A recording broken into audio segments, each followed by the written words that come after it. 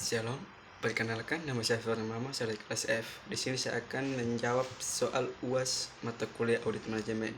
Di sini soalnya ada 5, jadi baik nomor 1 adalah sebutkan dan jelaskan bagaimana menganalisis audit manajemen fungsi pemasaran. Jadi audit manajemen fungsi pemasaran adalah seluruh upaya penelitian yang dilakukan terhadap aktivitas manajemen pemasaran untuk mencari, menemukan, dan mengevaluasi sejauh mana manajemen pemasaran berhasil memberikan dukungan kepada berbagai satuan kerja pelaksanaan tugas pokok dalam perusahaan. Nomor 2, bagaimana menganalisis audit manajemen fungsi pembelian. Baik.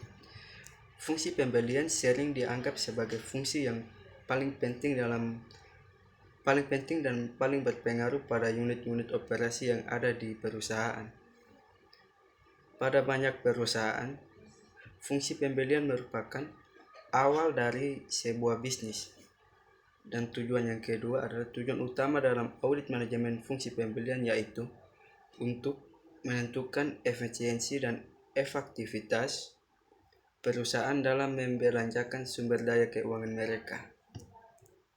Nomor 3, bagaimana menganalisis audit manajemen fungsi manufaktur. Audit perusahaan manufaktur adalah pemeriksaan dan penilaian komprehensif terhadap keseluruhan fungsi untuk menentukan apakah berjalannya sesuai prosedur dan menentukan apakah kinerja tersebut memuaskan. Sebenarnya audit ini dilakukan tidak hanya terbatas pada unit produksi manufaktur, tetapi juga berlaku untuk keseluruhan proses produksi termasuk keuangan dan operasional. Baik, yang keempat, bagaimana menganalisis audit manajemen terhadap kepastian mutu. Audit mutu didefinisikan sebagai proses sistematik, independen, dan terdokumentasi untuk memperoleh bukti audit dan mengevaluasinya secara objektif, dan untuk menentukan sampai sejauh mana kriteria audit dipenuhi.